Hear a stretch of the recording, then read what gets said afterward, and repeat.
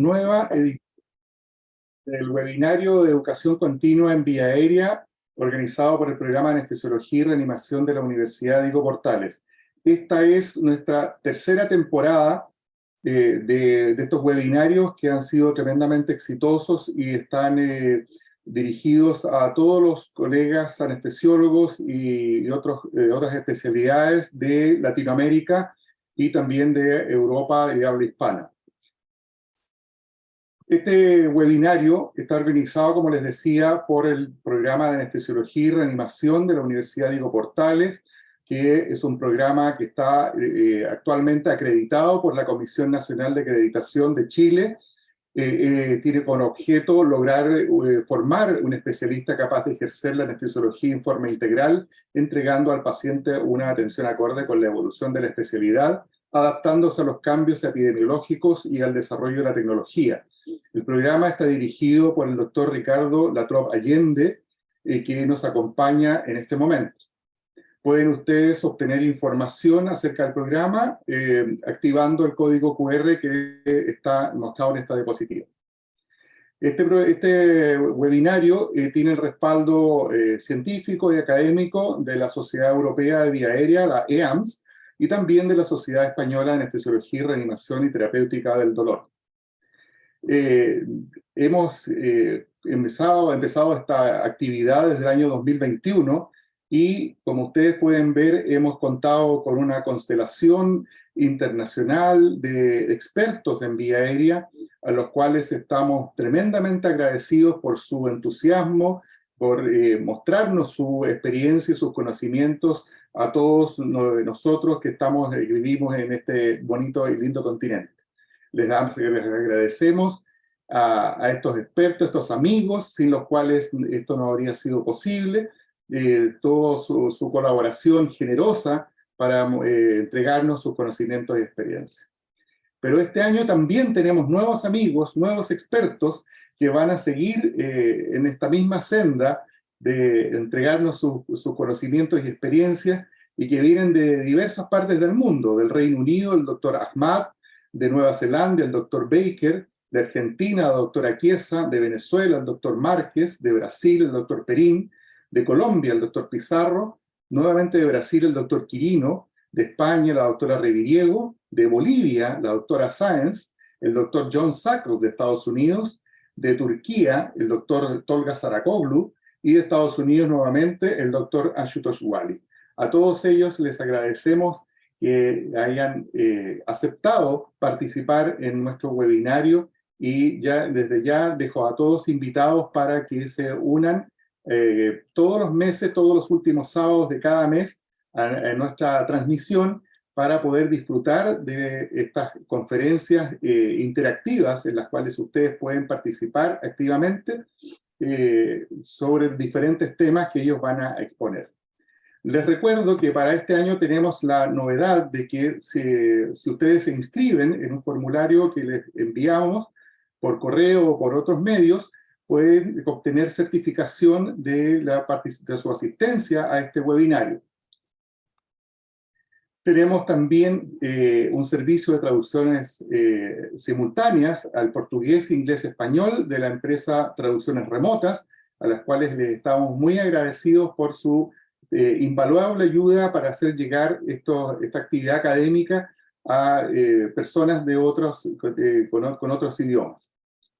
Así que los invitamos a participar activamente, ya sea levantando la mano. Recuerden que en su página, en su ventana de Zoom, tienen una herramienta de levantar la mano y también pueden participar a través del chat.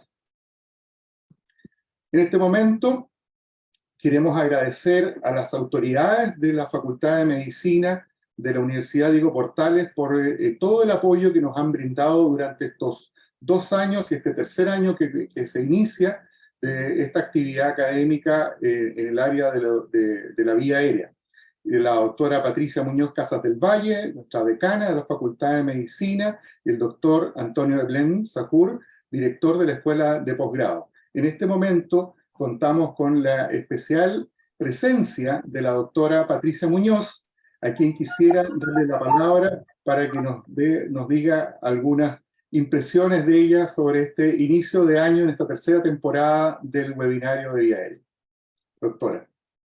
Muy buenos días a todas y a todos. En realidad es un gran agrado estar aquí presente y saludarles en este encuentro internacional que ya es su tercer año de que se imparte.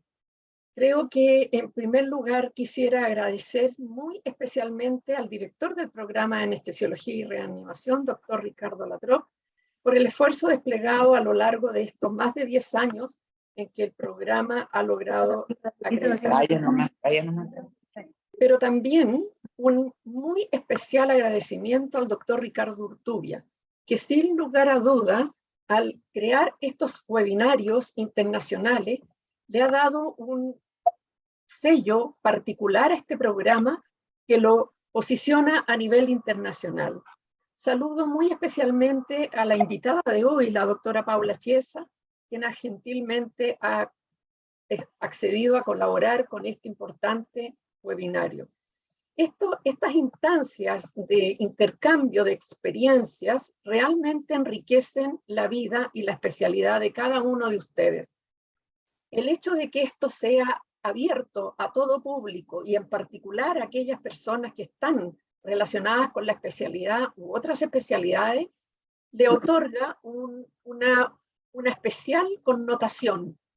Que estén conectados profesionales de distintos países, no solo de Chile y de Latinoamérica, posiciona al programa y a la facultad en un nivel internacional.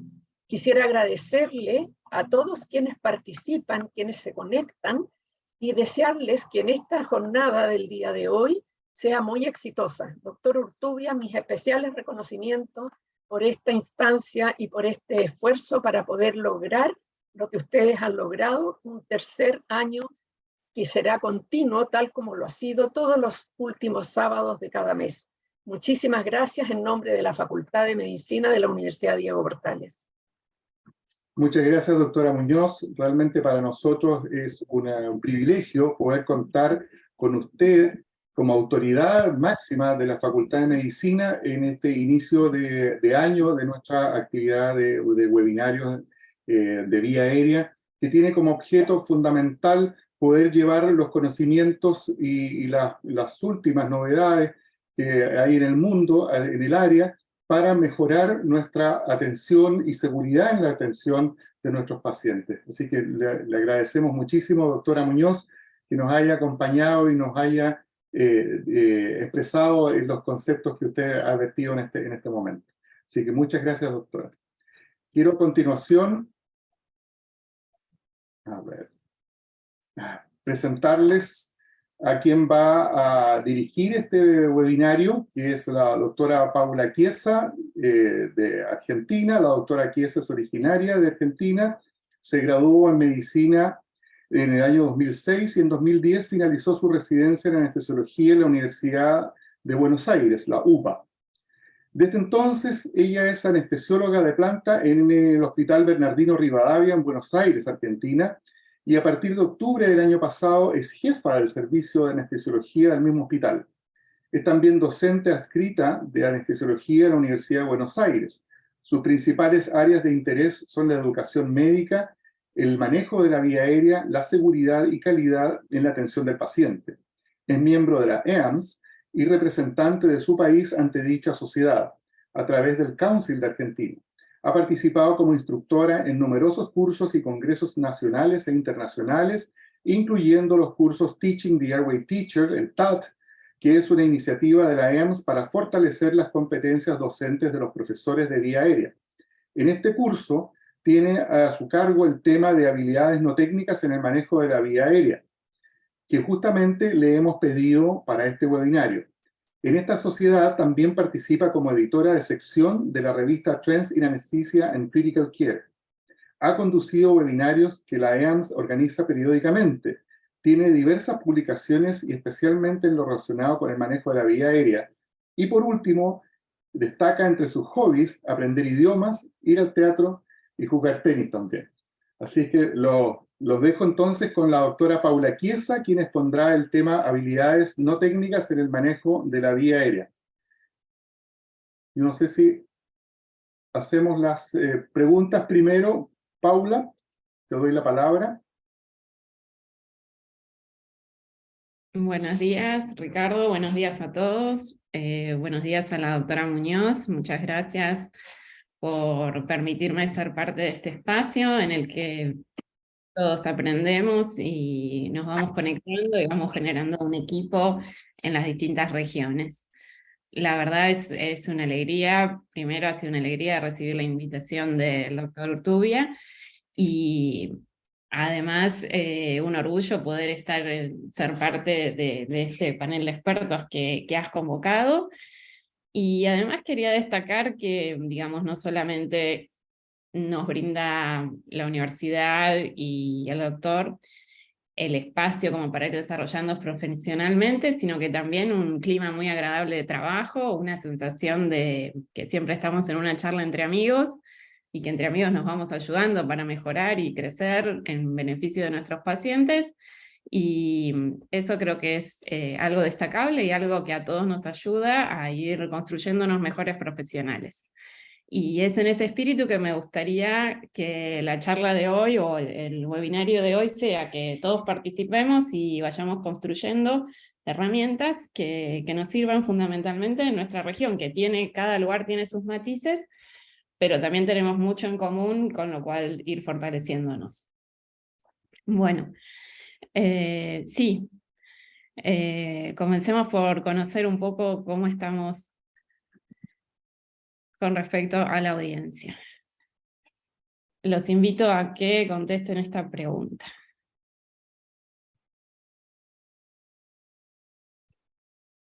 Ahí está. La primera pregunta es, ¿sabe usted cuáles son las habilidades no técnicas en anestesia?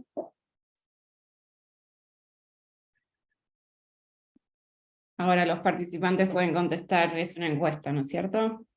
Encuesta, claro. Muy, muy importante esta pregunta.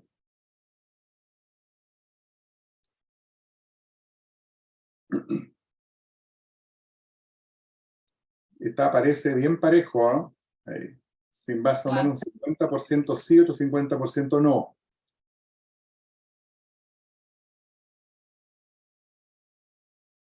Muy interesante. Los instamos a que respondan la pregunta.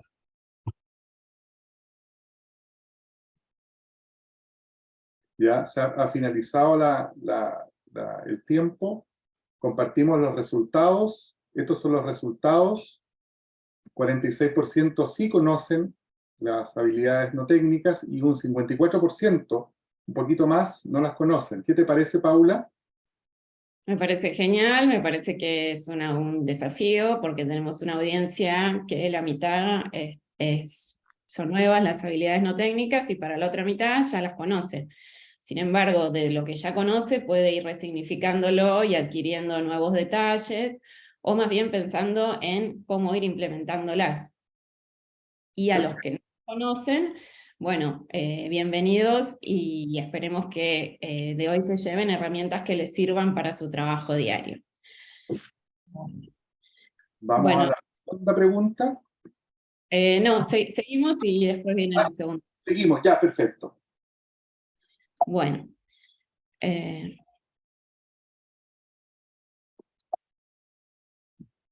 Tienes la palabra, Pablo. Sí, no entiendo por qué no puedo pasar la presentación. Haz clic con el mouse. A ver si Ahí está. Bueno. Hay un tema muy emparentado a lo de las habilidades no técnicas, que es factores humanos. Así que muy brevemente lo voy a definir porque es como la manera de abrirnos en este tema.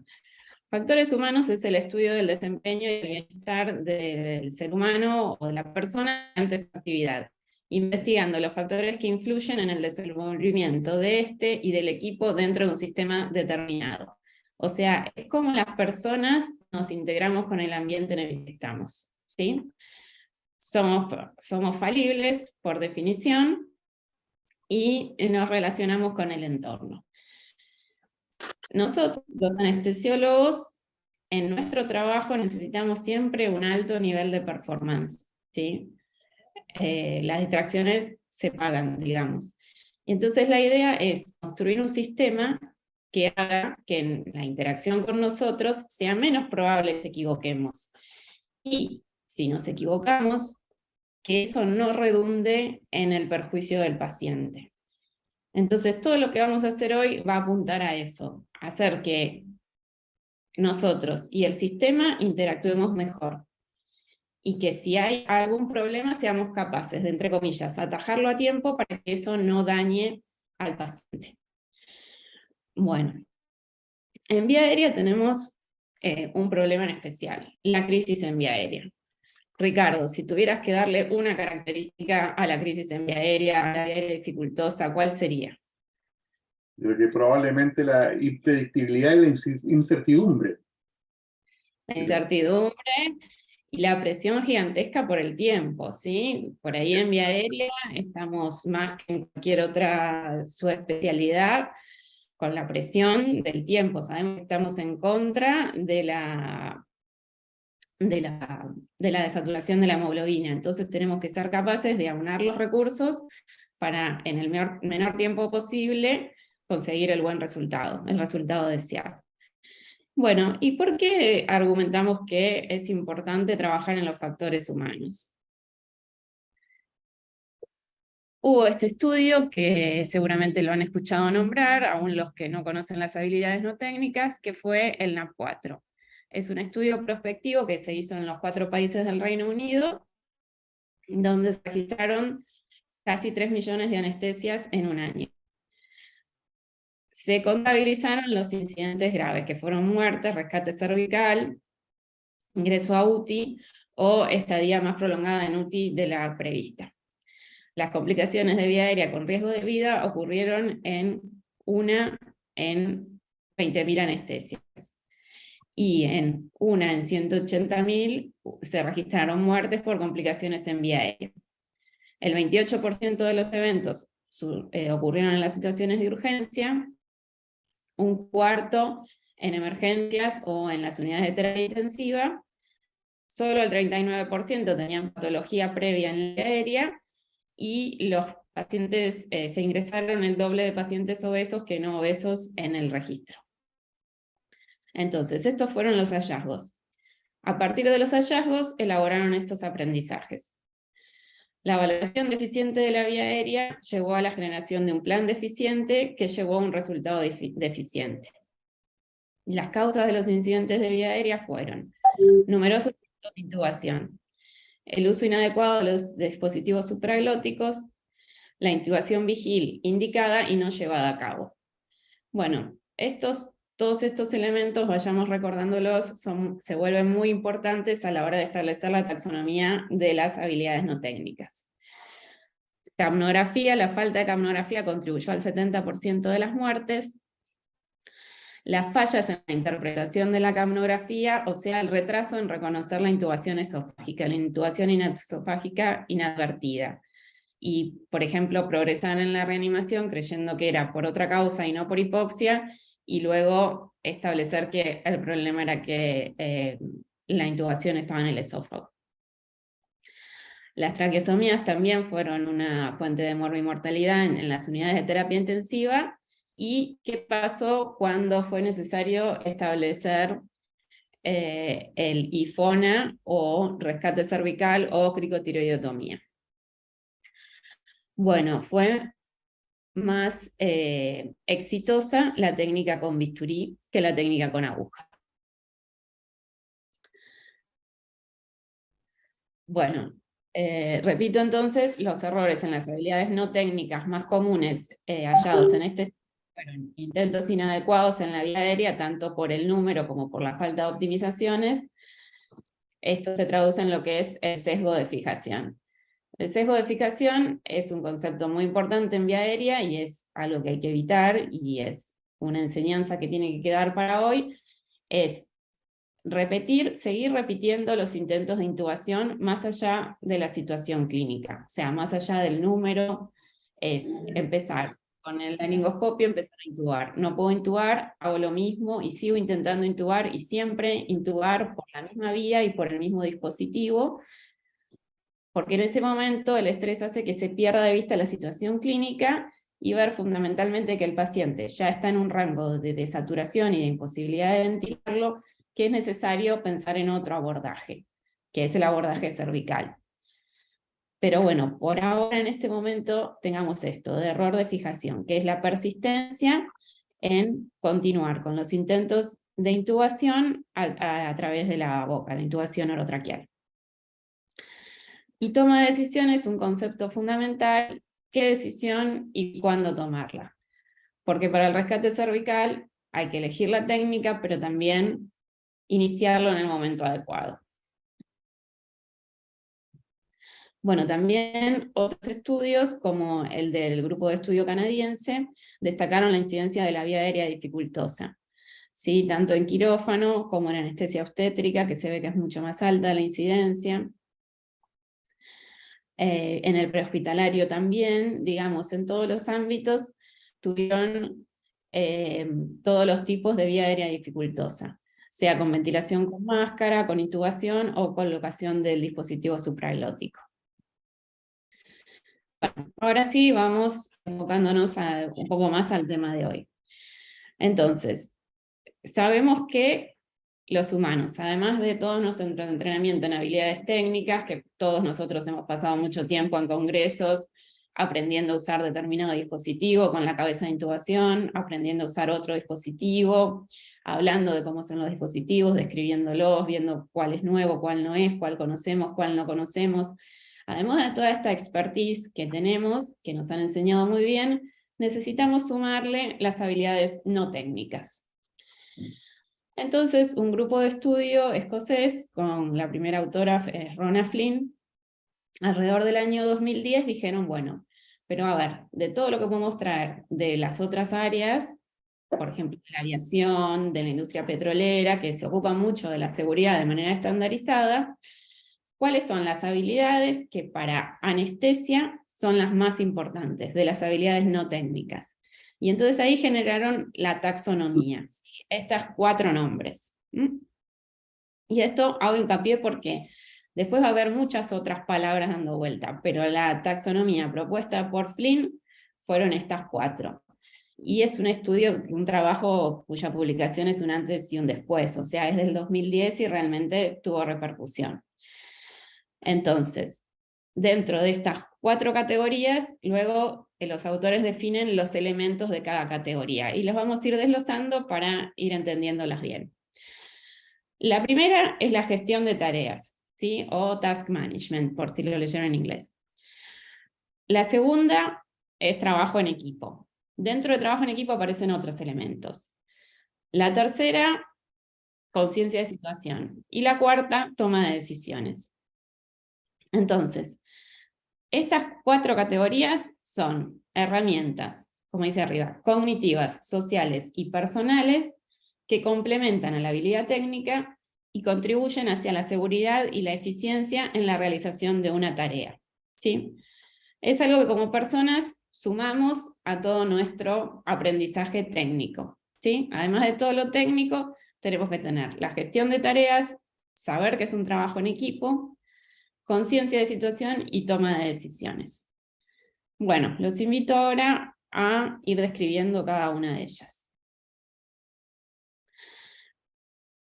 Como les dije, están las categorías y dentro de las categorías los elementos. En gestión de tareas, ¿sí? Fundamental preparar y planificar, ¿sí? No nos vamos a cansar hoy de planear, de tener todo listo, de chequear que tuvimos todo listo, de chequear los vencimientos de todo, es fundamental. Si bien con eso no alcanza, porque tenemos que partir bien, tener un buen plan, priorizar, proponer y mantener estándares, identificar y mantener los recursos. ¿Sí? Esta es la primera parte, digamos, la gestión de tareas. Tener un buen plan, ¿qué pasa si nuestro buen plan falla? Ahí es donde Nicholas Crimes muy bien explica siempre, tenemos que tener el plan, ¿qué pasa si ese plan falla? Y cuando ya tenemos todo un conjunto de todos nuestros planes, ahí tenemos una estrategia. Entonces, gestión de tareas tiene que ver con eso, con qué estrategia encaro yo la realización de este paciente, de esta anestesia, ¿sí? Hay que tener en cuenta, por ejemplo, también la posición del paciente, dónde es la cirugía, si identificar y mantener los recursos, si hemos chequeado los vencimientos de todo, las baterías de todo, que todo esté funcionando. Todo eso está dentro de gestión de tareas. Bueno, trabajo en equipo. Trabajo en equipo. ¿Alguno de ustedes les enseñaron que estamos solos, trabajamos solos? Creo que tenemos un chat, ¿no? Sí, Ricardo, ¿alguno le enseñaron que trabajamos solos? Porque a mí sí. A mí todo el tiempo en la residencia me decían, porque después estás sola. ¿Y realmente estamos solos? ¿Qué piensan ustedes?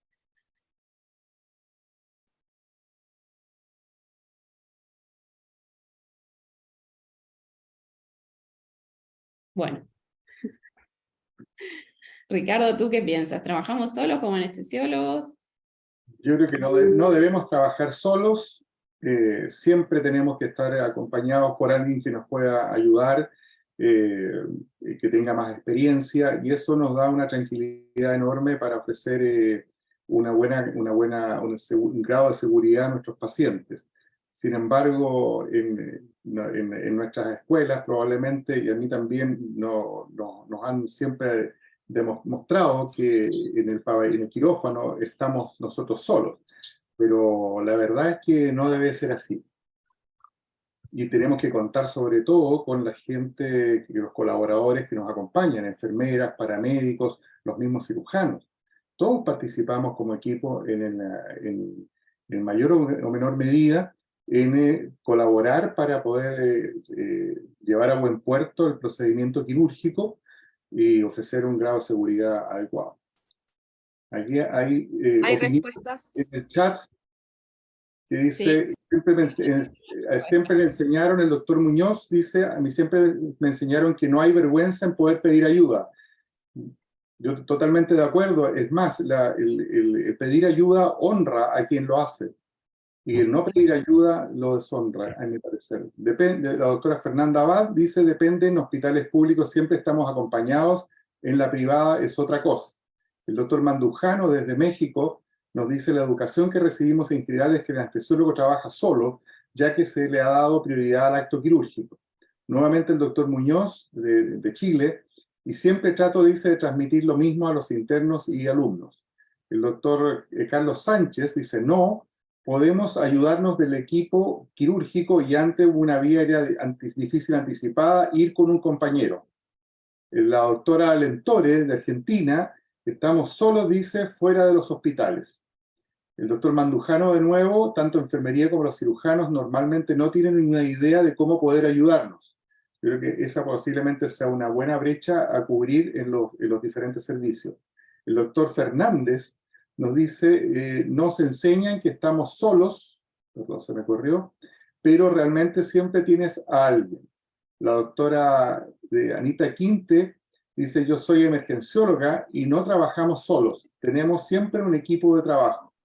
El doctor Lorenzo, saludos, dice, es correcto, esa es siempre la mentalidad que se nos inculca, pero la realidad es que trabajamos por un equipo multidisciplinario que debemos conocer y debemos preparar para eventos críticos. Cada uno tiene que tener su rol. Muchas gracias a todos por sus opiniones. Genial, sí, muy, muy completo, porque un poco está el cómo nos educaron, como decía el doctor de México, que nos educaron con que estás solo y volvete fuerte y lo vas a resolver solo. Están al revés, las ideas que vienen a fortalecernos cuando en realidad no hay ninguna debilidad en pedir ayuda. Pero también existía ese modelo mental, que pedir ayuda implicaría decir que uno no sabe, no, para nada. Pedir ayuda es lo que hay que hacer en ese momento y es la manera correcta de trabajar. Y bueno, es interesante la opinión de los emergentólogos que ya a ellos los han educado como se necesita el equipo de reanimación y cada uno cumple su rol. O sea, a nosotros los anestesiólogos no nos educaron así y tenemos que reeducarnos posiblemente en esto de lo que es el trabajo en equipo. Y la colega de Argentina, sí, comparto, a todos nos han dicho, afuera estás solo. En el hospital sí tenés a tus compañeros y afuera estás solo, entonces como esta hostilidad del afuera, o sea, estás afuera y solo. Y bueno, tenemos como desafío el poder armar equipo en nuestros lugares de trabajo, porque no es que vamos a poder llevar a nuestros amigos del hospital, pero tenemos que generar un sistema que nos posibilite el trabajo en equipo, donde tengamos que desempeñarnos profesionalmente. Perdona, Paulita, ahí está el doctor Azcárate, que nos dice que no estamos solos, pero tenemos que liderar un proceso de resolutividad ante la emergencia con apoyo de nuestro equipo. Nuevamente el doctor Mandujano dice es uno de los problemas que seguimos enfrentando, ya que, por ejemplo, los emergentólogos no solicitan el apoyo de anestesia para realizar el abordaje de la vía aérea en situaciones críticas de reanimación cardiopulmonar. El doctor Walter Paredes dice, un día me ofrecía un colega y el colega me dijo que no necesitaba ayuda cuando la saturación del paciente iba bajando. Frente a esto, ¿qué hacer? Pregunta. ¿Qué hacer cuando te ofrecen una ayuda? Tú ves que hay un problema grave, que la situación se está agravando y te niegan te rechazan la ayuda. Interesante. Sí, interesante. La podemos dejar para el final de la presentación cuando, bueno, Ricardo, tú conoces la última pregunta, ahí creo que la podemos retomar, ¿no? Sí. Sí. Bueno, muchas gracias por la participación en esto, porque ayuda a desmitificar esto de que estamos solos. De alguna manera tenemos que armar equipo, porque el nuestro es un trabajo en equipo, no es que trabajamos solos. Y tenemos que, como dice acá, tenemos que liderar el proceso de resolutividad, o sea, a veces tenemos que armar el equipo. Tenemos que armar el equipo para poder resolver el problema. Bueno, entonces, la segunda de las categorías, como lo importante que es el trabajo en equipo, es toda una categoría. Consiste en coordinar las actividades con los miembros del equipo. A veces los miembros del equipo no están presentes, todos los que necesitamos para resolver ese problema, tenemos que pedir ayuda, ¿sí? Si es una situación que excede a los que estábamos previamente, ¿sí? En la etapa 1, en la categoría 1 en gestión de tareas, preparar y planificar, cada uno tenía asignado un rol. Puede ser que haga falta más operadores, bueno, se pide ayuda, pero también cada ayudante que entra tiene que saber cuál es su rol. Intercambiando información. Bueno, esto es importantísimo, parece como una verdad de perogrullo, pero si todos sabemos hablar, si ya aprendimos a hablar en jardín de infantes o antes en la casa, antes de los 2 años ya estamos todos hablando, pero lo que hablamos realmente conduce a buenos resultados, sabemos cómo comunicar, nos lo enseñaron, tal vez no nos lo enseñaron y es momento de aprender bien. Ejercicio del liderazgo y la asertividad. Bueno, ahora veamos qué es el liderazgo. Evaluación de las capacidades y apoyo a los miembros del equipo. Están todos relacionados con el liderazgo.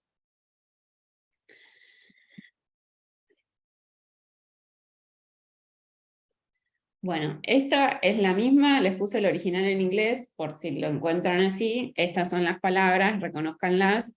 Task management, la gestión de tareas, trabajo en equipo. Situation awareness es la conciencia de situación o conciencia situacional, y toma de decisiones. Bueno. Acá quería hacer un énfasis en lo de cómo tiene que ser la comunicación. La comunicación es desde una persona que emite un mensaje y otra que lo recibe, ¿sí? Pero en el caso nuestro necesitamos que siempre sea en asa cerrada, ¿sí? No es que yo estoy en quirófano simplemente dando un discurso. Algo tiene que volver siempre.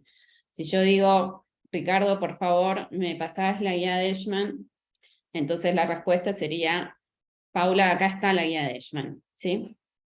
Siempre tiene que cerrar. Si no, no se sabe, la información se pierde y el que está emitiendo el mensaje no sabe lo que pasa con lo que necesita después. Tengamos en cuenta también que en el medio de una crisis en quirófano perdemos mucho de lo que es lo visual, o sea, mientras estamos pensando algo, resolviendo cosas, no estamos viendo si Ricardo me vio, me escuchó, si sabe, a lo mejor Ricardo pone una cara de no sé qué es la guía que estás pidiendo, yo la conozco con otro nombre, y yo ni me entero, y pienso que está simplemente porque la pedí. Entonces, esto es fundamental, la comunicación tiene que cerrar. El ASA, esto es lo que se dice en ASA cerrada, siempre de cada cosa que digo, tiene que volver. Yo puedo pedir al mismo tiempo que alguien administre un miligramo de adrenalina, que alguien inicie compresiones torácicas, que alguien me traiga un equipo, de todo eso tengo que tener una vuelta, ¿sí? Y hago un especial énfasis en el uso del nombre o de especificar a quién nos dirigimos. Nosotros tenemos en nuestra región una cultura muy de doctor y de llevar a lo formal las jerarquías. Algunos propician directamente llamarnos a todos por el primer nombre como para aplanar las jerarquías y facilitar el trabajo en equipo. Pero de todas maneras, sea por el primer nombre o por el apellido, o como sea, tenemos que saber a quién estamos dirigiendo el pedido que hacemos, ¿sí? Yo no sé si ustedes habrán escuchado situaciones como alguien por favor haga tal cosa, y hay 20 personas alrededor y nadie entiende quién es el alguien para hacer tal cosa. Entonces es fundamental. Si podemos usar el primer nombre de cada uno, genial. Y si no, saber bien a quién nos dirigimos. Y siempre esperar la vuelta de eso, ¿sí? Hablar claro, vocalizado y conciso. También, otra cosa que parece verdad de perogrullo, todos sabemos hablar, a todos nos entienden. La realidad es que en una situación de estrés a veces hasta se dificulta el habla. Entonces no hay que hacer énfasis en esto de aprender a hablar claro aún en las situaciones de estrés. Asegurar la recepción del mensaje. Dicho no es igual a escuchado, escuchado no es igual a entendido, entendido no es igual a aceptado, aceptado no es igual al hecho. Tiene que regresar una respuesta verbal clara. Del dicho al hecho hay mucho trecho. Bueno, esta es una técnica de comunicación estructurada que puede servir, se la nombra mucho, se llama SVAR. Primero describir la situación, nombre del paciente, servicio, el problema por el que se llama, o sea, los valores de signos vitales, cambios en el estado del paciente. Por ejemplo, acá estoy buscando en el chat la pregunta de el doctor que entró y que veía que la paciente desaturaba, ¿sí? Esa sería la situación, ¿sí? Del background, por ahí no tenía muchos datos. Podía empezar a preguntarlos ahora, como esto tal vez serviría para generar un poco de reacción en el otro colega, ¿no? Tiene alguna enfermedad veo que la señora satura 60, tiene alguna enfermedad subyacente, hace cuánto que está así. Evaluar y describir el problema actual, y a dónde va a llevar eso de acuerdo a su criterio clínico, ¿sí? Si esta señora satura 60 y ya lleva varios minutos así, esto puede llevar a un deterioro de la función miocárdica, puede llevarla al paro por hipoxia o a un déficit cognitivo. Y recomendación, yo creo que buscaría una manera de asegurar la vía aérea. Creo que por ahí tendríamos que pensar en un rescate cervical, o no querés que traiga y que leamos las ayudas cognitivas.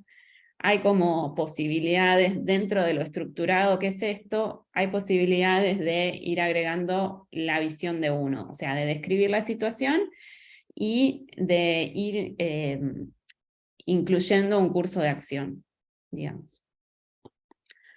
Bueno, liderazgo. ¿Cómo sería un buen líder que lleve a la resolución de problemas? ¿Qué es el líder? Ahora también estaría bueno escuchar las opiniones de todos en el chat. El líder es el que sabe todo, el líder es el que más hace, el líder es el primero que corre, el líder es el más experimentado, el líder es el más antiguo, el líder es el que tiene el cargo más alto. La doctora Abad dice que el líder es el que guía al resto, la cabeza del equipo. Perfecto, sí. ¿Alguien más? ¿Es siempre el anestesiólogo? ¿Es siempre el médico? ¿Qué hace el líder? Muy bien, la doctora dice, el que guía al resto, la cabeza del equipo. Ujú.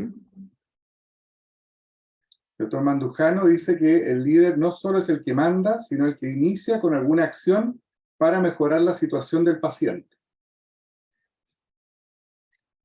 Es Sí, muy está, importante porque nosotros generalmente somos líderes. claro, pero existe eso que está asociado al líder es el que manda, y no, el líder no es el que manda, el líder es el que va guiando la resolución del problema, esto, perfecto, el que sabe gestionar sus recursos humanos y materiales y utilizarlos en forma adecuada para un bien común. El doctor Muñoz dice, yo creo que es líder debería ser alguien con experiencia y que conoce a su equipo y tiene su confianza. Es quien mantiene la calma en crisis y así logra equilibrar a todos para obtener así los mejores resultados. El doctor Salinas dice, es el que comanda la acción de forma adecuada. Bueno, Muy bien. perfecto. O sea, cómo este brainstorming funciona para que entre toda la audiencia vayamos construyendo un perfil del buen líder para nosotros, para nuestra región. Entonces, más o menos surge de todo lo que está escrito y lo que decimos todos, que el líder es el que va guiando la solución y para eso va organizando los recursos que tiene, tanto los recursos humanos como los recursos materiales, ¿sí? Entonces, de forma estructurada, responsable y enfocada, de enfrentar las tareas. Es claro e informativo, orientando al equipo sobre el plan de acción. Esto que decía acá Claudio Muñoz, mantiene la calma en la crisis y así logra guiar a todos para obtener los mejores resultados. Humildad ante la complejidad, admitiendo su falibilidad. Perdona, un par de mensajes que no estaban leídos. De la doctora Quinte, el líder es quien toma las decisiones, guía las actividades del equipo, para ello requiere ciertas características, cosas que acabas de mencionar. El doctor Lorenzo, el líder es o debería ser el que mayor conocimiento tiene en ese momento según el evento, además de llevar el equipo con lineamientos claros, precisos y reevaluar cada vez de nuevo la situación ayudándose del entorno que tiene y cómo gestionarlo. Muchas Hay gracias. muchos puntos, sí. Esto de reevaluar cada vez de nuevo la situación y ayudándose del entorno que tiene y cómo gestionarlo es fundamental. Todo el tiempo tiene que estar recibiendo feedback y viendo qué es lo que tiene que ajustar y a qué resultados se están llegando. Pero bueno, esto de el que mayor conocimiento tiene, le pondría un signo de pregunta. Y porque en una situación de crisis a veces nos perdemos de dónde viene el conocimiento y todos necesitamos ayuda. Y el conocimiento se vuelve no algo solamente que tenemos estático en la mente, sino un recurso más que puede estar afuera, que puede estar, por ejemplo, en lo que vamos a hablar después de las ayudas cognitivas. O sea, obviamente tenemos todos nuestra formación y demás, pero a veces, ¿cuál es el download correcto frente a esa crisis, el archivo al que hay que recurrir para, en esta situación, sea esto una crisis de vía aérea, sea una intoxicación por anestésicos locales, la dosis justa, eso que nos inculcaron que lo teníamos que saber de memoria y recordar en cualquier situación, en la situación de estrés se nos borra y necesitamos verlo en una ayuda cognitiva. Entonces, bueno, hasta ahora construimos entre todos que el líder es el que va guiando la resolución, aunando los recursos que tiene que ser capaz de tener un feedback de lo que está pasando y de poder corregir y reasignar, es el que asigna las tareas en los distintos miembros y mantiene la calma y la humildad, ¿sí? Y esto, que la atención siempre está centrada en el paciente y buscando la solución del problema. Bueno, ¿qué hace el líder? Asigna roles, acorde a la capacidad de los diferentes miembros del equipo. Esto, ahí está esa expresión en inglés, are you happy at, que cuando aparece la escena de la crisis en los ejercicios de roleplay o de simulación, y le dicen, por favor, asegura la vía aérea. ¿Are you happy at that? Como, ¿estás conforme con eso o estás contento? Porque happy es contento directamente con desempeñar ese rol, y me parece que es como una introducción que ahí a la persona a la que se le asigna ese rol tiene toda la libertad de decir, no, yo prefiero otra cosa, y entonces nadie va por sentirse humillado o disminuido o nada, no asumir un rol que en realidad no sabe hacer. Entonces es acorde a la capacidad de los diferentes miembros del equipo, que en los lugares donde trabajamos siempre los conocemos. Por eso en el general conocemos con quiénes estamos, y cuando vamos afuera no conocemos a las personas y no conocemos sus capacidades. Eso es lo que nos hace también sentirnos muy solos. También aparecía al principio uno de los participantes que decía, sí, puedo tener cirujano al lado o al ayudante del cirujano al lado, pero yo no sé realmente cuánto me va a poder ayudar. O sea, a veces uno dice la maniobra burp y bueno, tal vez sepan qué es y tal vez no sepan qué es, y entonces uno tiene que explicarles.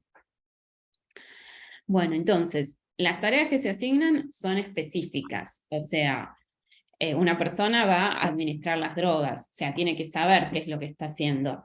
No sirve tampoco, o sea, ni estar solos, ni tener 20 personas alrededor del paciente, que nadie sepa qué es lo que le toca hacer cada uno. Son dinámicos, son interdependientes, o sea, si uno monitoriza, otro opera la vía aérea, tiene que ver un rol con el otro, tienen un objetivo común, que es resolver la crisis, y todos tenemos que tener un modelo mental similar, y para eso necesitamos entrenarnos juntos. Y esto también es una gran dificultad que tenemos que subsanar en nuestra región.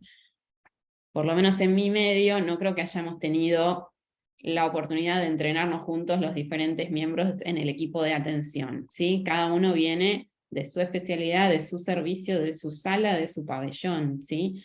Pocas veces hemos asistido a entrenamientos conjuntos con las personas con las que trabajamos siempre.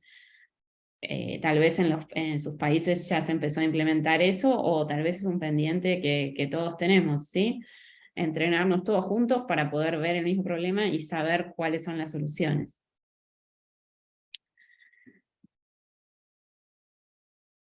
Bueno.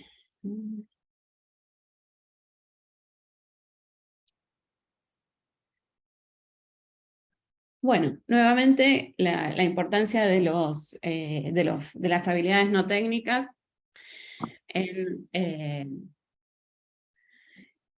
el evento adverso. Hay errores latentes, que es el accidente que está esperando para suceder, errores activos, se confundió la administración de una droga, catalizadores, se genera una situación de poca seguridad para el paciente. Esto, sumado a la poca conciencia de situación, que ahora vemos qué es, lleva a el desenlace no esperado, ¿sí? Y una vez que se produjeron estos incidentes graves, ya no hay retorno, y tenemos el efecto adverso, ¿sí?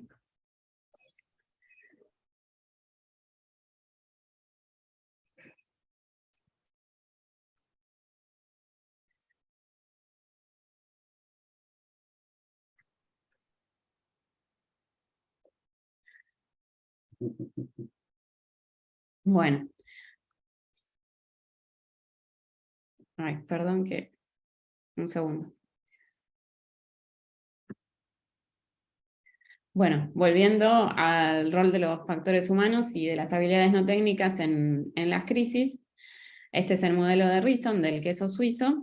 Hay diferentes capas, y todas esas capas, digamos, en cada uno de los agujeros en las fetas serían los riesgos, ¿sí?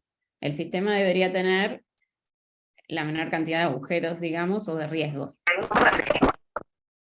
Cada uno de estos son capas de protección. Sin embargo, cuando se alinean a través de todos los riesgos, se produce el accidente o el incidente, ¿sí?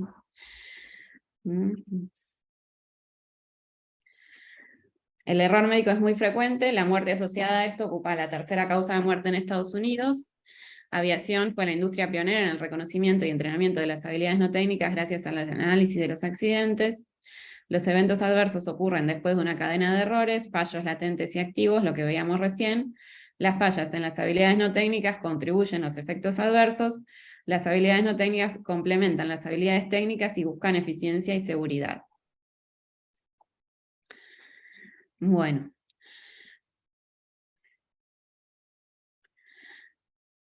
¿Qué factores podemos nosotros, desde nuestro lugar de operadores, mejorar para brindar acciones seguras? El estado mental, el estado fisiológico y las limitaciones físicas y mentales. Factores personales, comunicación, lo que venimos hablando, planificación, la importancia en la primera de las categorías, coordinación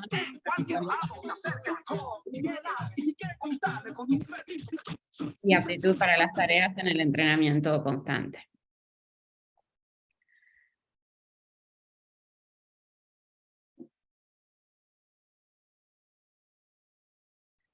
Bueno, las guías de la ASA, las del 2022, no así las del 2016, también incluyeron una serie de factores del operador, factores humanos del operador, para disminuir la incidencia de vía aérea dificultosa.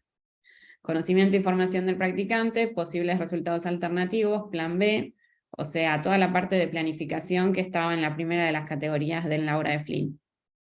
Evaluación preoperatoria, durante, evitar los estresores internos y externos, fatiga, enfermedad, presión de producción, toma de decisiones, evitar el error de fijación, dinámica del equipo y saber pedir ayuda a tiempo. Y después, efectuar debriefing sobre la estrategia. ¿Sí? O sea, hablar de lo que se hizo bien, de lo que se puede hacer mejor y de las pautas para mejorar.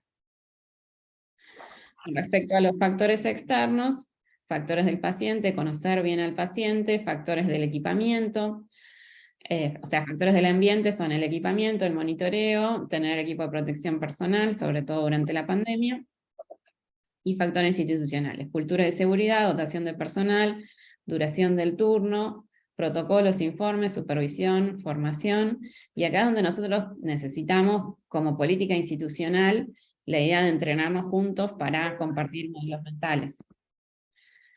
Bueno, ya hablamos entonces de trabajo en equipo, vamos ahora a conciencia de situación. ¿Sí?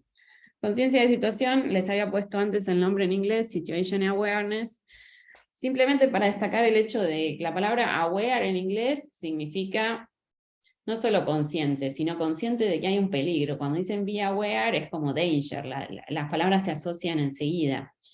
Conciencia situacional, no sé si es tan descriptivo desde ese punto de vista, pero siempre con el aware, ¿no? La conciencia situacional tiene 3 momentos: recopilar información, reconocer y comprender, y anticipar. ¿Sí? Bueno, ¿qué es esto? ¿No? Recopilar la información, ¿es un 6 o un 9? Conciencia de situación, entonces, es la percepción de los elementos del ambiente dentro de un volumen de tiempo y espacio, la comprensión de su significado y la proyección de la situación en el futuro. O sea, es entender de dónde venimos, o sea, qué es lo que pasó antes, qué es lo que está pasando ahora y qué es lo que va a pasar. ¿Sí? Acá. Sabemos, a ver, hay un hombre en el agua, no sabemos si está saliendo a flote o si se está hundiendo. ¿Sí? Si está fuera de peligro o si está en peligro. Si es para tener miedo o es para estar aliviados. ¿Sí? Ese sería el punto de la conciencia de situación. De entender bien lo que está pasando para poder prever si de continuar así lleva a un mal desenlace y hay que tomar medidas antes, o si estamos bien. ¿Sí? Bueno, entonces, repetimos, tiene 3 niveles: la percepción, la comprensión y la proyección. ¿De dónde venimos? ¿A dónde estamos? Y hacia dónde vamos. Bueno, ¿cómo sería si estamos fallando en la conciencia situacional, en la del nivel 1? ¿Sí? El de dónde venimos, incapacidad para percibir correctamente la situación. Los datos no están disponibles, nos quedamos sin un monitor. Los datos son difíciles de detectar o percibir. Hay una falla al escanear o observar los datos de omisión, estrechamiento o distracción de la atención, alta carga de tareas del individuo. Hay una percepción errónea de los datos, fallo de memoria individual. Bueno, esto, estrechamiento o distracción de la atención. ¿Sienten que siempre el entorno nos da la capacidad de atención adecuada? Digamos, a veces mientras estamos intubando hay toda clase de conversaciones que realmente son irrelevantes para ese momento. Si pensamos como que la inducción anestésica es una de las de los actos más críticos que se hace sobre un paciente en un servicio de salud, un paciente que está previamente sano, que le estamos quitando la capacidad de ventilar por sí mismo, y en el medio de eso está el ruido del material de las cajas, alguien que viene a preguntar algo, que nos vienen a decir a qué hora el paciente siente. Bueno, eso es una cultura que estaría bueno que empecemos a generar nosotros. Necesitamos en esos momentos, en los momentos críticos, silencio. ¿Sí? También es un concepto tomado de la aviación, que es el de cabina estéril. Cuando el avión está en las alturas más bajas, menos de 10.000 pies, que son los momentos de maniobras tanto de despegue como de aterrizaje, se llama cabina estéril, que significa que en ese momento no hay otras conversaciones además de lo relevante a la tarea que se está llevando a cabo en ese momento. Nosotros hemos empezado a poner carteles que piden silencio durante la incubación y intubación, y bueno, en el próximo webinar les contaré si nos resultó útil o no. Pero bueno, la idea es eso, ¿sí? Disminuir las distracciones para poder tener un ambiente donde sea fácil tener una buena conciencia de situación. Por ejemplo, otra puede ser el volumen del oxímetro apagado. Yo sé que hay algunos que lo prefieren, pero a veces es tanto ruido que no se escuchan bien. Conciencia situacional a nivel 2. Incapacidad para comprender la situación. ¿Dónde estamos ahora? Falta de un modelo mental o modelo mental pobre. Uso del modelo mental incorrecto. Exceso de confianza en los valores predeterminados en el modelo mental. Fallo de memoria individual. Esto es, por ejemplo, lo que ejemplificaba al principio de la intubación esofágica inadvertida, ¿sí? Supongamos que el paciente está en paro, creemos que la causa es otra y la causa era intubación esofágica. Entonces ahí estamos trabajando en otro modelo mental. Conciencia situacional de nivel 3. Falta de un modelo mental o modelo mental pobre, fracaso en mantener múltiples objetivos y esquema habitual para las tareas. O sea, no se percibió que había un problema y que había que resolver. O sea, como que siempre se consideró una situación de rutina y no se enfrentó a la crisis. Bueno,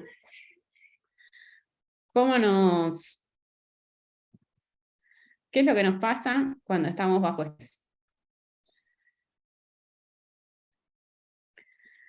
Esta sería, en lo que está en rojo, nuestra zona óptima operativa, ¿no? Teniendo en cuenta la frecuencia cardíaca y un agente de estrés a los que se nos expuso, y entonces entre estos 115 y 145 latidos, podemos brindar combate, digamos, responder frente a la crisis de manera acertada. O sea, ¿qué pasa cuando el estrés aumenta? Y las situaciones en anestesia son de mucho estrés. Entramos ya en esta zona, ¿sí? Más de 175 latidos por minuto. Fíjense lo que pasa. Los procesos cognitivos se alteran, la visión se altera, se vuelve visión de túnel, el operador queda freeze, como congelado, no pudiendo resolver, y hasta pierde el control de los esfínteres. ¿Sí? Acá, en la barra a la derecha, se ve mejor todavía. Entre 115 y 145 todavía mantenemos las habilidades complejas motoras, el tiempo de respuesta a los estímulos visuales y las reacciones cognitivas. A los 115 se empieza, sin embargo, a perder a veces la habilidad fina. Pero ya más de 145 se deterioran las habilidades complejas motoras. Alrededor de los 180 hasta podemos no entender lo que escuchamos, ¿sí? perdemos la visión de cerca, la percepción, la visión se vuelve un túnel, se deteriora el proceso cognitivo. O sea, ya no podemos actuar bien, ¿sí? Imaginémonos si estamos solos, si no hemos armado un equipo frente a la situación de estrés, y bueno, el resultado sería malo para el paciente y malo para el operador también. Ahí es donde se construye el concepto de la segunda víctima. ¿Cómo hacemos para evitar caer en esto? ¿Sí? Hay una zona donde tanto la demanda para actuar como la demanda para actuar la tendríamos bajo control. Ahora, cuando ya es muchísimo, está fuera de control, ninguna persona puede resolver la situación adecuadamente. Y piensen cómo en esa situación de deterioro de las funciones cognitivas podríamos tomar decisiones, ¿sí? Tomar decisiones significa identificar las opciones, balancear los riesgos y selección de opciones y reevaluarlos. Lo más probable es que con el deterioro de las funciones cognitivas, el pobre operador no sepa qué hacer, o sea, no pueda hacer este balance de riesgos y no pueda reevaluar, ¿sí? Entonces, parte del entrenamiento en las habilidades no técnicas y en las situaciones de crisis consiste en ir exponiéndose, cosa de poder lograr trabajar sin caer en esa situación de estrés extremo. Bueno, ¿qué más tenemos para ayudarnos con el estrés? Las ayudas cognitivas. ¿En sus lugares de trabajo es habitual recurrir a las mismas? Muchas gracias, Gabriela. Bueno, esto es para que conteste la audiencia.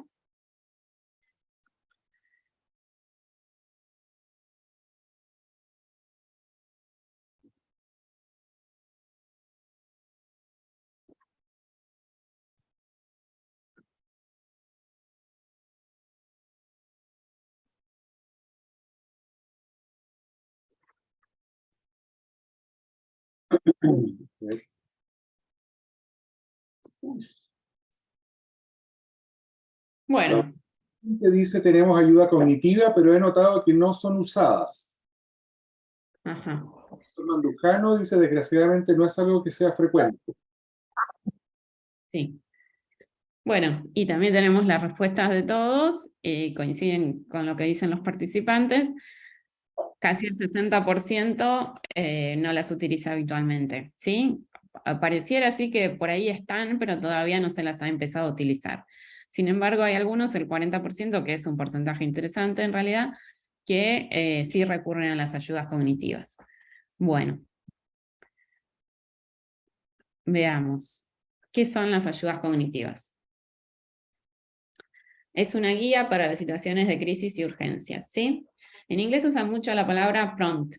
Prompt sería el apuntador, ¿sí? Como tener a alguien que nos va ayudando, soplando, entre comillas, brindando alguna pauta de cómo organizarnos, de qué hacer, o sea, ayudando con todo lo que es la toma de decisiones, ¿sí?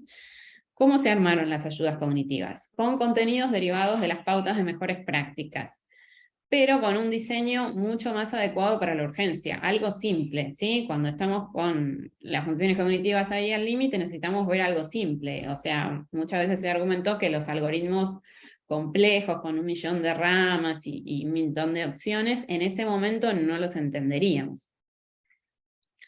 Tiene que ser una herramienta conocida previamente, práctica en talleres y simulación. Y esto posiblemente debe ser lo que le pase al colega Juan Carlos, que dice desgraciadamente no es algo que sea frecuente, o lo que dice Anita Quinté, tenemos ayuda cognitiva pero he notado que no son usadas. Bueno, ese es el primer paso, están, ahora tenemos que entrenarnos todos usándolas para conocerlas, porque hay que conocerlas previamente, y así empezar a usarlas. Bueno, quería comentarles brevemente, porque creo, Ricardo, que estamos ya avanzados en el tiempo. Bueno, una ayuda cognitiva que fue ideada especialmente para las crisis en vía aérea, ¿sí? Y vamos a ir señalando los aspectos que tiene que tener una ayuda cognitiva para poder ayudarnos a mejorar nuestras habilidades no técnicas. Bueno, este es el modelo Vortex, que fue ideado por el anestesiólogo de Australia, Nicholas Crimes. El objetivo primario, lo dice claramente, es la oxigenación alveolar. Elabora un lenguaje crítico para que todos entendamos cómo vamos a conseguir siempre la oxigenación alveolar. Favorece la conciencia de situación y la toma de decisiones. La conciencia de situación porque lo pone claramente en colores. Zona verde es oxigenada, zona azul es cuando ya tenemos un compromiso en la oxigenación, y al final del túnel, digamos, es donde está este azul oscuro, sería la situación de no intubo, no oxigeno, y ahí tenemos que actuar. Bueno. Pone mucho énfasis en un conocimiento previo de la guía, porque es sumamente visual, o sea, acá no hay palabras que vayan a confundir, al revés, él busca imágenes que remitan a las ideas que ya sabemos, pero que nos ayuden a ordenarnos, pero es fundamental conocerlas previamente. Habla de 3 líneas de vida. Esta de acá es la máscara facial, esta es el supraglótico y este es el tubo endotraqueal. Y este, que está acá, es el acceso cervical de urgencia, o sea, el IFONA, o el rescate no intubo no oxígeno, o el rescate cricoideo, todos esos nombres, pero aluden a esto, al acceso cervical de urgencia. Bueno, y después, para evitar lo que decíamos al principio del sesgo de fijación, o sea, de siempre hacer lo mismo, de siempre intentar intubar y 3 intentos de intubación con el mismo dispositivo, más allá de que no consigan el éxito, eso hace que la situación se vuelva cada vez más difícil, que el paciente que era difícil de intubar se vuelva difícil de oxigenar y también imposible de intubar, y eso lleve a la muerte por hipoxia. Entonces, él hace mucho énfasis en que siempre hay que recurrir a las optimizaciones, o sea, que el primer intento sea el mejor intento, pero si ese intento no alcanzó el éxito, siempre hay que cambiar algo, hay que recurrir a las optimizaciones. O sea, si estamos intentando intubar y con una determinada rama de un laringoscopio directo no pudimos, bueno, nuestro próximo intento va a ser con alguna de estas optimizaciones, posiblemente todas, ¿sí? Hagamos hecho manipulaciones de cabeza y cuello, por ejemplo, ponemos una almohada, adyuvantes, buscamos tener a mano una guía de Eichmann, tamaño y tipo, probamos con un videolaringo, aspiración siempre tiene que estar, y además flujo de oxígeno, podríamos pensar si estábamos usando o no cánula de alto flujo o alguna cánula de oxígeno, y tono muscular, siempre pensar si el paciente estaba bien relajado o no para el próximo intento. Entonces, esto es el ejemplo de cómo una ayuda cognitiva nos ayuda o nos facilita implementar las habilidades no técnicas. O sea, en cuanto a la preparación y planificación, nos está dando herramientas de cómo trabajar. Nos trae a la mente en la última parte de toma de decisiones, nos va ayudando a qué es lo que tenemos que decidir ahora una vez que no pudimos completar algo. Y además, tiene como objetivo facilitar el pasaje, la toma de decisión del rescate cervical.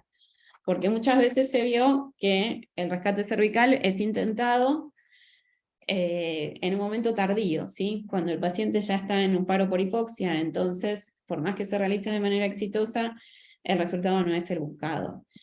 Nicholas Crimes plantea que es difícil declarar el rescate cervical o el IFONA porque es difícil sentirse a sí mismo como que está fracasando en algo que sabe hacer, ¿sí? ¿Por qué no lo pudo intubar? Bueno, una manera de correr esa idea de la mente es decir que simplemente es una interacción entre elementos del paciente, elementos externos y toda una combinación de situaciones clínicas. Entonces, cuando uno ya hizo 3 intentos de intubación y no se ha logrado, entonces ahí ya se completó esa línea de vida. No es que es una intubación fallida. Y lo mismo, si las otras líneas de vida se fueron agotando también, o sea, si ya se completaron las otras líneas de vida, entonces no queda más que el rescate cervical, ¿sí? Y algo que tiene importante el planteo de Crimes, que lo toma de un anestesiólogo de Estados Unidos, es que no es que es una cuestión secuencial. Primero son los intentos sobre las líneas de vida y después el IFONA, el rescate cervical, sino que se va solapando. Él plantea que las decisiones las personas las tomamos así. A medida que vamos viendo que tenemos dificultades para ventilar, si bien por ahí todavía no empezamos los intentos ni con el supraglótico ni de intubación, tenemos que ir pensando que eso pueda terminar en una situación de no intubo en oxígeno y empezar a prepararnos, ¿sí? Eso es lo que le llama el cebado para el IFONA o el priming cognitivo. Esto se los traigo porque para mí realmente es un muy buen ejemplo de cómo una ayuda cognitiva nos guía en la toma de decisiones, ¿sí? No recae todo sobre uno. Las ayudas cognitivas están para eso, para ser nuestros aliados en la toma de decisiones, para hacerlo más fácil, ¿sí? Entonces, el planteo es que a medida que van fracasando, que no van siendo exitosas las líneas de vida, nos vamos preparando para el rescate cervical, ¿sí? Y hace esta alegoría con su carrera, como si fuera una carrera, ¿sí? Vamos viendo que van fracasando las líneas de vida, ¿sí? Entonces, en sus marcas, pedimos ayuda, ¿sí? Por más que estábamos todos, si vamos a pasar al estado no intubo en oxígeno, necesitamos un operador más, ¿sí? Se ubica al que hará el procedimiento. O sea, esto de tener a alguien más ya disminuye muchísimo la carga de estrés. Y que si yo no puedo intubar a este paciente y veo que no lo puedo ventilar, tengo un colega entrenado al lado que puede desarrollar un rescate cervical, creo que todos estaríamos trabajando mucho mejor así. Si continúan no siendo exitosas las líneas de vida, entonces el otro operador abre el kit y prepara el equipamiento, identifica la anatomía, ¿sí? Simultáneamente, el operador que está en la cabeza, o sea, el primero, puede seguir intentando en las otras líneas de vida si todavía no las completó. O sea, puede ser que le faltara hacer un intento con un supraglótico, pero bueno, mientras tanto ya está en marcha el rescate cervical. Por eso es que el planteo de que se van solapando, ¿sí? Bueno, y entonces así es como facilita el pasaje hacia el rescate cervical. Bueno, otros elementos de la ayuda cognitiva del Vortex es este, que es el primero de todos, que la idea es que ayude a, digamos, buscar la situación donde se puede pensar. Cuando el paciente está bien oxigenado, entonces ahí se puede reunir recursos, se puede preguntar a los demás qué harían, se puede reelaborar el plan. Esa es la zona verde, ¿sí? Reoxigenar, reunir recursos y hacer un plan, ¿sí? Si estábamos en una inducción anestésica, tuvimos un problema, no lo pudimos intubar, lo podemos rescatar con una máscara laringia, bueno, entonces ahí pensamos, ¿qué hacemos? Lo despertamos, intentamos con otro dispositivo, intentamos intubar a través del supraglótico, suspendemos el caso, ¿sí? Ese es el momento para rever el plan que teníamos y también es un momento para escuchar las ideas de los demás. Bueno, y después, esta del medio es la guía previa, la de la evaluación de la vía aérea, que sería en el primero de las categorías de la escala de Flynn. Y después, este dibujo que está acá es un esquema de cómo es el carro Vortex, que es, digamos, la idea es que todo sea fácilmente identificable y sea solamente lo que necesitamos, ¿sí? No una gran valija con muchos dispositivos que en el momento de la crisis no vamos a saber encontrar e identificar. Bueno, otras guías, además de la del Vortex, esta es la guía de la DAS, también hacen énfasis a implementar las habilidades no técnicas para poder tener éxito en el manejo de la vía aérea. Por ejemplo, esta que es la guía de la DAS del 2015, tiene plan A, plan B, plan C, plan D, o sea, ¿se acuerdan la primera categoría, la de planear y priorizar? Muy claramente. Y después, en caso de dificultad, solicite ayuda, ¿sí? Hace énfasis en esto de solicitar ayuda e ir armando el equipo. pararse y pensar. Opciones, considerar riesgos y beneficios, ¿sí? Todo lo que vimos en la cuarta categoría de la toma de decisiones según el trabajo de Flynn.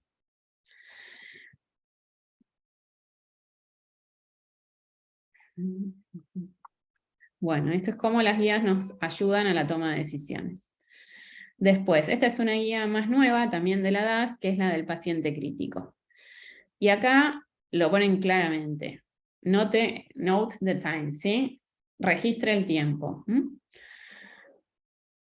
Al principio empieza a preoxigenar y tener un checklist, ¿sí? Para ellos el checklist es el elemento para el planning y preparing. Y la verdad que sí, las checklists para eso son geniales, ¿sí?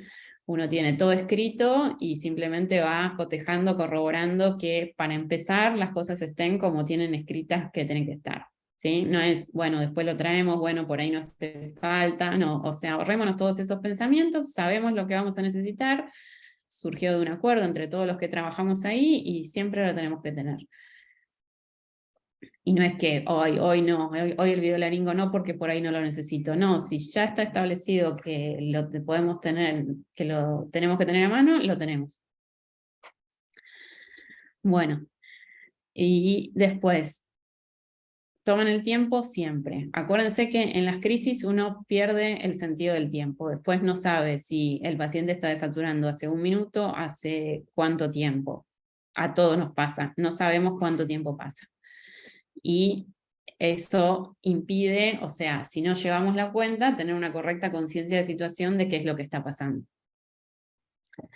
Bueno, también hace referencia a los momentos en los que es necesario pedir ayuda, como para sumar nuevos recursos, y el stop y los momentos en los que se puede parar, pensar y comunicar, y llamar ideas a los demás y reelaborar el plan. Nuevamente lo del stop and think. Esta es otra vez la guía DAS del paciente crítico, tiene a su vez unas tarjetitas que ellos, o sea, así como está, lo han impreso en estas tarjetas, ¿sí? Entonces está accesible para todo el mundo, ¿sí? Y además la repartían en el Congreso de 2019, ¿te acuerdas, Ricardo? Y bueno, entonces, de esta manera se consigue que las habilidades no técnicas descritas por Flynn en el 2010 siguen vigentes y además hoy por hoy tenemos guías y ayudas cognitivas que nos sirven para poder implementarlas y llevarlas a cabo de manera fácilmente. Bueno, Ricardo, seguimos contigo que ya estamos cerca del tiempo del webinar. Muchas gracias, doctora Chiesa. Ha sido un privilegio realmente poder escuchar de ti el desarrollo de este tema tan importante, muchas veces no suficientemente valorado. Especialmente a la doctora Chiesa le pedimos este webinario porque ella tiene una trayectoria importante, mucho tiempo, desarrollando este tema. Así que le agradecemos a la doctora Chiesa su importante contribución. Quisiera leer algunos comentarios, sobre todo el doctor Mandujano, que dice que así como ayudar a personas como... se me corrió. ¿Qué hacer, dice, o cómo ayudar a personas como pasa actualmente con menor tolerancia al estrés? Dice. Sí. Bueno, no hay otra. Venir al centro de simulación, no sé de dónde vive el doctor Mandujano, pero es como, para eso sirve el simulador. En el simulador recreamos crisis para que el participante vaya a través de sucesivas veces de venir al simulador, entrenándose y aprendiéndose a disociar el actuar de estas situaciones de estrés. Todos los que hicimos mucha simulación los fuimos pasando, todas estas situaciones de culpa, pero, o sea, porque las crisis también vienen asociadas a una culpa enorme. Bueno, con la simulación y las repetidas exposiciones a eso, uno va disociándolo y aprendiendo a actuar a pesar del estrés. Pero sí, es cierto, el estrés es un problema y También que a nosotros nos formamos sin la simulación, y seguramente el doctor Mandujano también. También hay como que por ahí reelaborar cómo aprendimos nosotros a manejar la crisis, ¿sí? Y bueno, y desde ese lugar, siempre con la humildad que se necesita para aprender, yo creo que no hay mejor espacio para aprender a manejarse en el estrés que la simulación. Los videos de debate también sirven mucho, pero para el manejo del estrés sí sería la simulación la mejor de las estrategias. Sí. Nosotros hicimos acá, cuando vino el doctor Caenza en el 2019, nos enseñó a hacer unos ejercicios con simulación de baja complejidad y monitores, y realmente el participante sentía la crisis y iba aprendiendo a manejarlo. Y ya la segunda vez, bueno, no es que uno deja de darse cuenta del peligro, no es que uno se vuelve más confiado, no es que uno se la cree. Uno empieza a entender que tiene recursos, y eso es lo que ayuda a construir la confianza. ¿Sí? Si es algo que disminuye el estrés, es eso, el saber reacomodar los recursos para enfrentar esa situación y saber que sí, es una crisis, tiene solución y sabemos cuál es el camino hacia esa solución. Y para tener esa vivencia de haber pasado por la crisis resuelta, para eso sirve muchísimo la simulación. Fantástico. Mira, dice el doctor Quirino de Brasil que el entrenamiento con estándares de acción y pedir ayuda son grandes pilares para disminuir la carga cognitiva, el estrés y evitar el error de fijación. Sí. Sí, y en la simulación se usa mucho con todos los estándares, o sea, siempre se usa la ayuda cognitiva, todo, sí. Y luego se realiza el comentario de lo que pasó, siempre con miras a mejorar. Es importante también, si alguien nunca juega simulación, entender que lo que pasa en el escenario simulado queda ahí, es absolutamente confidencial, y que es para aprender, y que todos aprendemos todos los días. Fantástico. Paulita, ¿podrás dejar de compartir tu pantalla, por favor? Sí. Mientras tanto, quiero darle la palabra al doctor Ricardo Latrop, quien es, como les contaba al comienzo del webinario, el director del programa de anestesiología y reanimación de la Universidad Diego Portales. Doctor Latrop.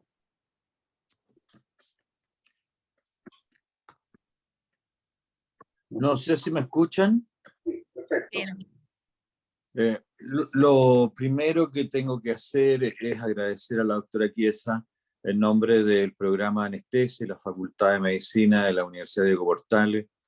La verdad es que durante escuchando su exposición, doctora, y encontrándola de una excelencia muy relevante, me quedé pensando cómo estamos formando nosotros a nuestros residentes en este tema tan relevante que es las habilidades no técnicas.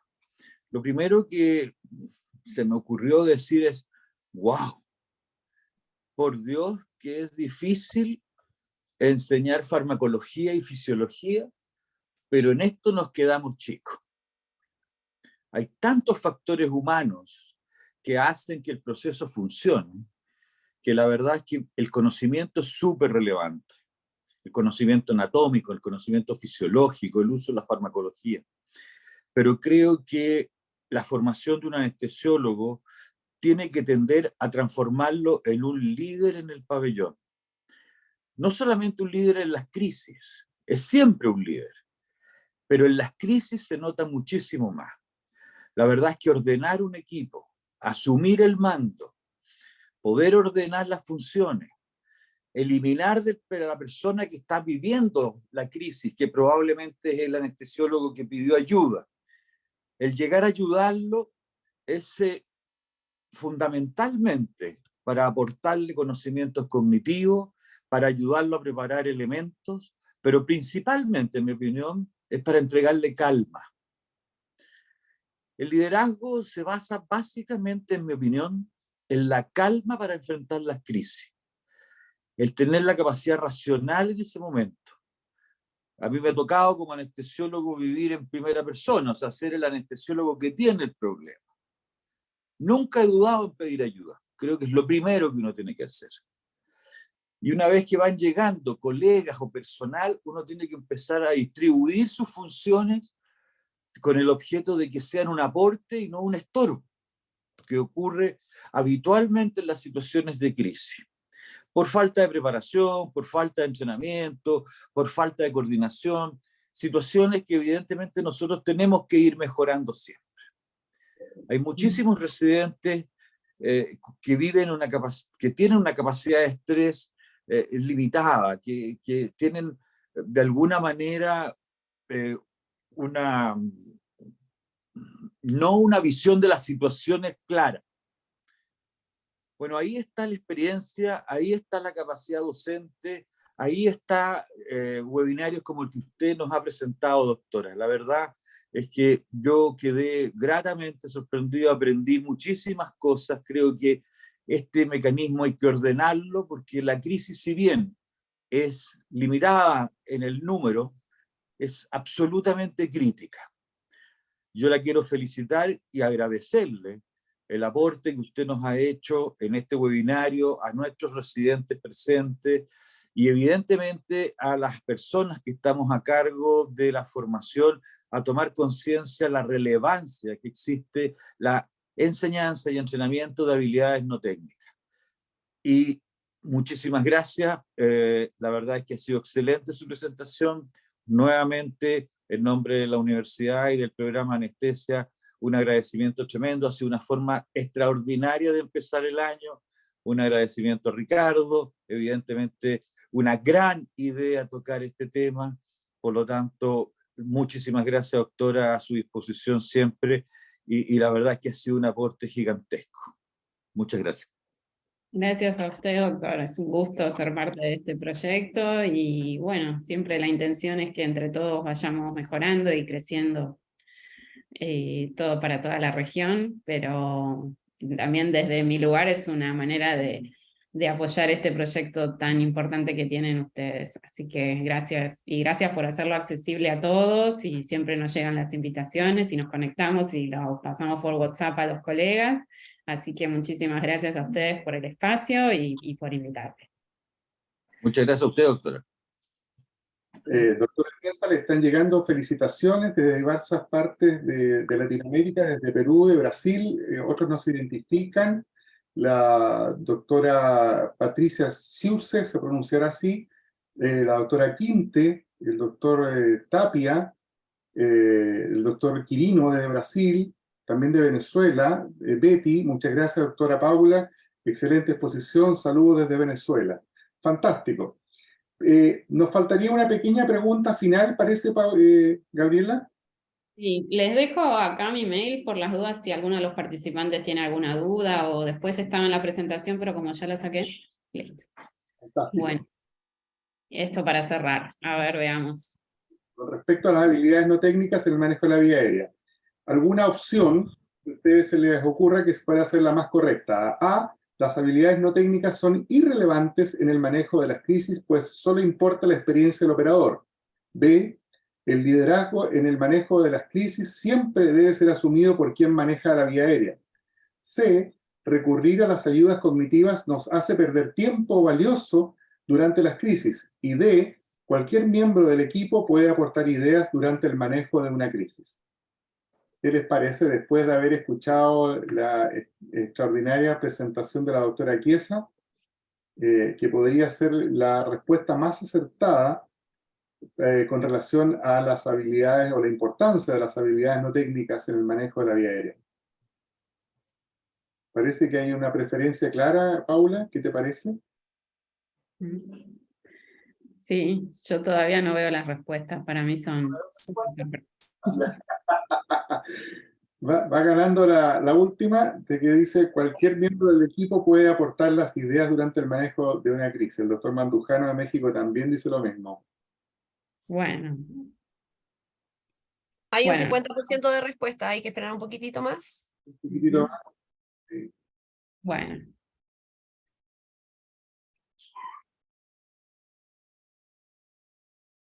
Ahí está, compartimos los resultados. No sé si lo puedes ver, Paula. Sí, lo puedo ver. Bueno, genial, el 80% está de acuerdo con que pueden aportar ideas durante el manejo de la crisis. perfecto, y espero que también se lleven la manera estructurada para establecer la comunicación, siempre esperando que vuelva, o sea, saber que fueron escuchados, una manera sintética de poner los antecedentes y plantear un plan de acción, que es el SBAR, y bueno, podemos comentar un poco las otras. El liderazgo en el manejo de las crisis siempre debe ser asumido quien maneja la vía aérea. Bueno, esta es la discusión, ¿no? Si es el anestesiólogo o si puede ser otro. Está bueno que se abra el debate, ¿sí? Que puede ser otro, que puede haber más de un operador calificado en la vía aérea. Bueno, depende quiénes integren el equipo en ese momento, pero creo que es solo un 20%, entonces como que se empezó a disociar la idea de que el liderazgo es desde la cabeza, ¿sí? Puede ser un poco más distanciado y dedicarse a repartir las tareas y a ver el resultado. Y bueno, y las otras opciones que hablaban de que las ayudas cognitivas solo hacen perder tiempo, no, obviamente que no. Las ayudas cognitivas son muy valiosas, suerte que nadie marcó esa. Y bueno, y la primera de todas, las habilidades no técnicas son importantes y van de la mano con las habilidades técnicas. Y hacen a la expertise nuestra y a la seguridad del paciente. Así que bueno. Fantástico. Bueno, esto podríamos seguir hablando por mucho. Yo la verdad es que tenía un par de preguntas acerca del entrenamiento que necesitamos en las habilidades no técnicas, porque escasamente posiblemente nos entrenamos en las habilidades técnicas y mucho menos en las no técnicas. Como decía el doctor Latrobe, tampoco son parte en este momento de los programas de formación de especialistas y es evidente que tenemos una tarea por hacer al respecto. Por otro lado, me parece que puede haber rol también de la institución en fomentar las habilidades no técnicas, ya sea en la implementación de lugares de trabajo con mejor ergonomía, por ejemplo, que los monitores no estén en la espalda de los operadores como habitualmente ocurre en las unidades de cuidado intensivo o en los servicios de urgencia. También fomentar un ambiente adecuado de trabajo, de relaciones interpersonales, la capacitación de los diferentes integrantes del equipo, la simulación in situ, como tú habías esbozado, las estrategias de simulación que también pueden ser importantes en el desarrollo de estas habilidades no técnicas, y el fomento del uso de las checklists y las ayudas cognitivas, porque como tú muy bien expresaste, en situaciones de estrés, lo que los gringos llaman el retrieval, el poder traer a la conciencia los conocimientos y la experiencia, es algo muy difícil en situaciones estresantes. Así que yo creo que posiblemente de esto podríamos seguir conversando mucho rato. No sé si quieres agregar algo más, Paulita, antes de finalizar el webinario. No, simplemente que tenemos que dedicarle tiempo a las habilidades, a entrenarnos en habilidades no técnicas, y las herramientas las iremos armando, pero es empezar por dedicarle tiempo. Cualquiera, acá está la decana, el director, saben que cuando armamos un programa, uno de los primeros slots es qué tiempo le dedicamos a cada cosa. Y entonces propongámonos dedicarle un tiempo a habilidades no técnicas y dentro de eso hacemos simulación, hacemos discusión con debates o charlas, pero empecemos a darle tiempo a eso y tenerlo como política institucional. Fantástico. Yo ahora quisiera compartirles unas imágenes para mostrarles desde dónde nos veían en el año 2021, o sea, el primer año que comenzamos, prácticamente muchas partes de Latinoamérica, algunas otras partes de España.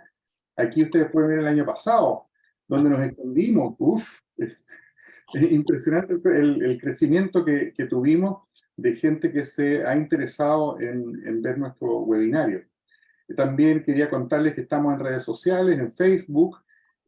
También hay una página del programa en Facebook. Tenemos un canal de YouTube. En este canal ustedes pueden ver todos los webinarios que se han impartido desde enero del año 2021. Pueden acceder directamente a través del código QR que se muestra. Estamos también en Instagram y en Twitter. Quiero contarles que durante este año tenemos una programación muy buena. El próximo 25 de febrero, el doctor Imran Ahmad, yo se lo voy a presentar, él nos va a hablar sobre las guías de la DAS para la intubación vigil endoscópica. En marzo el doctor Daniel Perín, en abril el doctor Saracoglu, en mayo el doctor Baker, en junio la doctora Reviriego, en julio el doctor Pizarro nos va a hablar sobre un interesante tema del manejo de la vía aérea en unidades críticas. En agosto el doctor Sackles, en septiembre el doctor Javier Márquez de Venezuela, en octubre el doctor Wally, en su especialidad el manejo de la vía aérea obstétrica, en noviembre la doctora Sáenz de Bolivia, con actualizaciones en predictores de vía aérea difícil, y termina en diciembre el doctor Quirino, que nos acompaña en este momento, sobre el manejo de la vía aérea en el paciente obeso. Quiero presentarles el próximo webinario que tendremos el sábado 25 de febrero a las 10 de la mañana, hora de Chile, ahí en el código QR que aparece en este lugar. Pueden verificar la hora local. El doctor Ahmad es el actual presidente de la DAS y nos va a hablar sobre las guías de la DAS para la intubación vigil videoendoscópica. Les agradezco muchísimo vuestra asistencia, participación entusiasta en este webinario. La doctora Chiesa ha logrado una participación muy importante de todos nuestros asistentes, y desde ya los dejamos invitados para este próximo webinario en torno a otro gran tema interesante en este apasionante manejo de la vía aérea. Muchas gracias.